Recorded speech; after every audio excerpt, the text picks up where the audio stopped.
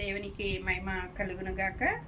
మరి దేవాతి దేవుడు కీర్తనలు 146 కీర్తనలో మరి దేవుడు ఇక్కడ వాక్యము చలవిస్తూ ఉన్నాడండి. 6వ అధ్యాయంలో ఆయన భూమి ఆకాశములను సముద్రమును దానిలోనున్న సర్వమును సృజించినవాడు. ఆయన ఎన్నడూను మాట తప్పనివాడు. ఆయన మాట తప్పనివాడండి. ఆయన పక్షంగా మనం మాట తప్పేవారుగా మనం ఉంటాము కానండి. నీ పక్షంగా ఆయన ఏ వాగ్దానం చేశాడో ఆ వాగ్దానాన్ని మనము పొందుకోవాలి అనంటే ఆయన ఎదుట మనము కూడా నమ్మకస్తులుగా ఉండాలి. నీకు వాగ్దానం చేశాడు, వాగ్దానం తీసుకుంటాం, లేకపోతే వాగ్దానం గురించి మనం ఎంతో ఆశపడుతూ ఉంటాం. కానీ వాగ్దానం ఇచ్చిన ఎదుట, దేవుని ఎదుట మనము కూడా నమ్మకస్తులుగా ఉండాలండి. ఆ వాగ్దానాన్ని పొందుకోవాలి అని అంటే ఆ వాగ్దానాన్ని పొందుకునే దేవుని ఎదుట మనం నమ్మకస్తులుగా ఉండాలి. ఎప్పుడైతే నమ్మకస్తులుగా మనం ఉంటామో దేవుడు ఇక్కడ అంటున్నాడు, బాధపడు వారందరికీ ఆయన న్యాయము తీర్చును, ఆకలిగొన్న వారందరికీ ఆయన ఆహారము దయచేయును. యెహోవా బంధింపబడిన వారిని విడిపించును. యెహోవా గుడ్డివారు కనులు తెరుచును. యెహోవా కృంగిన వారిని లేవనెత్తును. యెహోవా నీతిమంతులను ప్రేమించువాడు. ఇక్కడ బంధింపబడిన వారు, బాధపడుతూ ఉన్నవారు, కృంగిపోతూ ఉన్నవారు ఆయన విడిపించే దేవుడై ఉన్నాడు. ఆయన నమ్మదగిన దేవుడు అంటండి. ఆయన మాట ఇస్తే మాట తప్పదంటండి. ఆకాశం నుండి వర్షము భూమి మీద పడి ఎలాగా విత్తనం వేసిన వాడికి పంటనిచ్చినో ఆహారం ఇచ్చినో ఆయన మాట కూడా అలాగే ఉంటుందంటండి. ఆయన మాట సస్నితమైన మాట అండి. ఆయన మాట ఇస్తే అబ్రహాముకు మాట ఇచ్చాడండి. అబ్రహాము, ఇదిగో నీ సంతానమును నేను దీవిస్తాను, నిన్ను ఆశీర్వదిస్తాను అన్నాడు. ఆశీర్వదించాడండి, దీవించాడు. అబ్రహాముకు చేయెత్తి ప్రమాణకం చేసిన దేవుడే, ఇస్సాకును బలి ఇమ్మన్న దేవుడే ఆ సంతతిని ఎంతగా దీవించాడు అని అంటే నేటి వరకు ఆ సంతతిని దేవుడు ఆశీర్వదిస్తూనే ఉన్నాడు. ఆయన ఒక్కసారి నీ జీవితంలో మాటిస్తే ఆయన మాట తప్పడు. ఆయన మాటను నువ్వు నెరవేర్తింప చేసుకోవాలి అని అంటే ఆయన ఎదుట నువ్వు నిందారహితుడిగా ఉండాలి. ఆయన ఎదుట నువ్వు నీతిమంతుడిగా ఉండాలి. ఆయన ఎదుట నమ్మకస్తమైన జీవితం మనం జీవించేవారిగా ఉండాలి. నీ బహుమానము అత్యుతమగును అని అబ్రహాముతో చెప్తాడండి. నేనే నీకు కేడమును డాలును, నీ బహుమానం అత్యుతమగును, నువ్వు ఇంకా నిందారహితుడిగా ఉండాలని అబ్రహాముతో చెప్తాడు దేవుడు. ఆయన వాగ్దానాన్ని మనం పొందుకోవాలన్నా ఆయన నమ్మదగిన దేవుడు. మనం ఒకప్పుడు నమ్మదగిన వారము కానప్పటికైనాను ఆయన ప్రేమ ద్వారా మనల్ని నమ్మకస్తులుగా చేసుకున్నాడండి. ఉంటున్నామా? ఆయన నమ్మదగిన దేవుని ఎదుట మనము నమ్మకస్తులుగా ఉంటున్నామా, లేకపోతే విశ్వాసఘాతకుల్లాగా ఉంటున్నామా? చాలామంది అనుకుంటారు, దేవుడు వాగ్దానం చేశాడు కదా, ఈ వాక్ ఇచ్చాడు కదా, ఆ మాట ఇచ్చాడు కదా, ఆ మాట ఎందుకు నా జీవితంలో జరగట్లేదు, ఆ మాట నా జీవితంలో ఎందుకు జరగట్లేదు, ఎందుకు ఆ కార్యాన్ని నేను చూడలేకపోతున్నాను అని దేవుని మీద నెపాలేసేవారిలాగా మనం ఉంటాం. కానీ దేవుని ఎదుట నమ్మకస్తురాలుగా జీవించగలుగుతున్నామా అని మనం ఆలోచించుకుని పరీక్షించుకోవాలండి.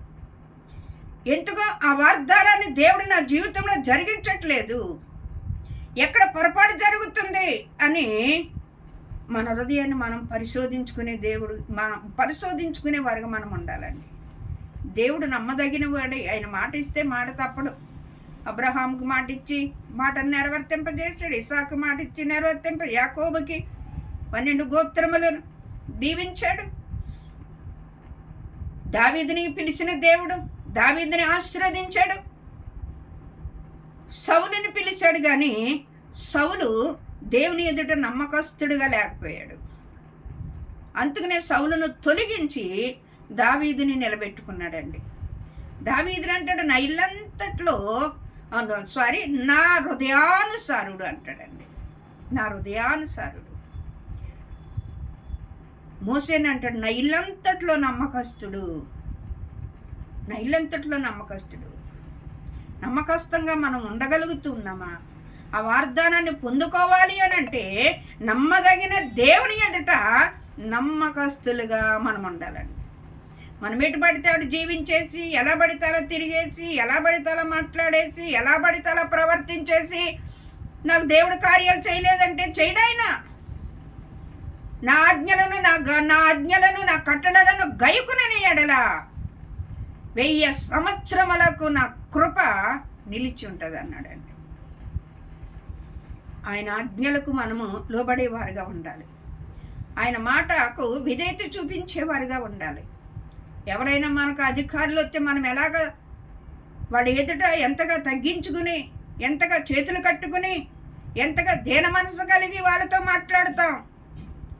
మరి ఈయన సర్వాధికారి, ఆయన రాజులకు రాజు, ప్రభులకు ప్రభువు, ఆయన సర్వచక్రవర్తి. ఆయన ఎదుట ఇంకా మనం ఎలాగుండాలి? ఇంకా భయముతో, ఇంకా వణుకుతో మనం ఉండాలి. ఇదిగో సముద్రమునకు శాసించాను, ఈ ఇసుక దాటి రావద్దన్నప్పుడు అది రాకుండా, దాని సరిహద్దులను దాటి రాకుండా నాకు భయపడొచ్చున్నది, మీరు భయపడరా అని ఇర్మియా గ్రంథంలో దేవుడు మాట్లాడుతున్నాడు. మీరు నాకు భయపడరా? మీరు నా మాట వినరా? నేను మీకు తండ్రినైతే నాకు రావలసిన ఘనత ఏది? నేను మీకు తండ్రినైతే నా మాట వినివాడెక్కడా? మనం వినేవారుగా ఉండాలండి. ఆయన న్యాయం తీర్చే దేవుడు అంటండి.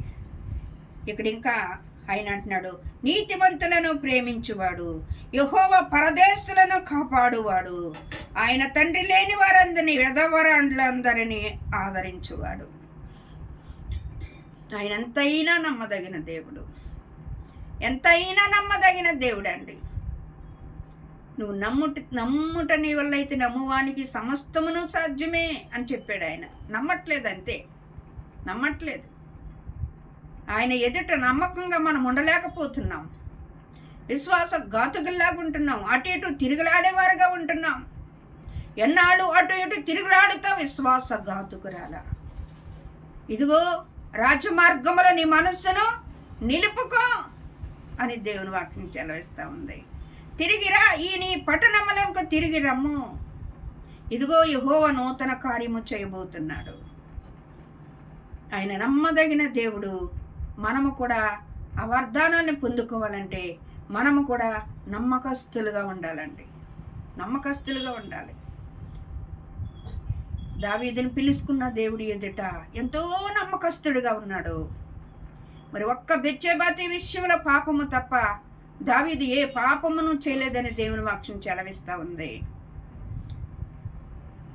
ఆ తప్పు చేసినప్పుడు మరి దేవాతి దేవుడు నాతాను ప్రవర్త ద్వారా వచ్చి హెచ్చరించాడు, ఇదిగో నువ్వు మార్గము తప్పుతున్నావు. దేవుడు నీ ఎదుట ఎంతో నమ్మకస్తుడుగా ఉన్నాడు, నువ్వెందుకు ఆయన ఎదుట నమ్మకస్తంగా లేకుండా నువ్వెందుకు మార్గం తప్పుతున్నావు, ఆయన ఎదుట పాపం చేస్తున్నామని హెచ్చరించినప్పుడు దావీదు పశ్చాత్తాపడ్డాడు, మొరపెట్టాడు, కన్నీరు కార్చాడు, దేవుని ఎదుట క్షమార్పణ పొందుకున్నాడు. కాబట్టి దావీదు కుమారుడు అనిపించుకోవడానికి యేసుప్రభువు వారిలో ఒక సృష్టికర్త అయిన దేవుడు ఇష్టపడ్డాడు.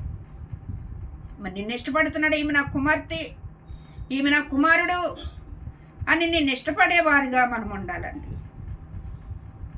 మనం ఇష్టపడేవారుగా ఉండాలి. రేపొద్దున పరలోకములో ఆయన సింహాసనం ఎదుట మనం నిలబడినప్పుడు ఈమె నా కుమార్తె, దూతల ఎదుట మనల్ని ఒప్పుకునేవారుగా మనం ఉండాలండి. ఈ లోకములో ఎంతగా నీ ఆత్మీయత జీవితాన్ని కాపాడుకుని దేవుని ఎదుట నమ్మకస్తురాలుగా ఉంటావో, ఇక్కడే కాదు నిన్ను ఆశీర్వదించడం పరలోకమందు కూడా నిన్ను మెండైన దీవులతో నింపి అక్కడ నీ కొరకు దాచబడిన కిరీటములు కూడా దేవుడు నీకు ఇస్తాడు. ఆ పరలోక రాజ్యములో దేవదూతలు ఎడితే ఈమె నా కుమార్తె, ఈమె ఎంతో నమ్మకంగా బ్రతికింది భూలోకములో ఉన్నప్పుడు అని నీ పక్షంగా సాక్ష్యం చెప్తాడు. అటు విధంగా నమ్మదగిన దేవుడికి మనం కూడా నమ్మకస్తులుగా ఉండి ఆయన కృపను మనం పొందుకునేవారుగా ఉందాం. దేవుడి కొద్ది మాటలు తన ఎన్నికల్లో దీవించునుగాక. ఆమేన్.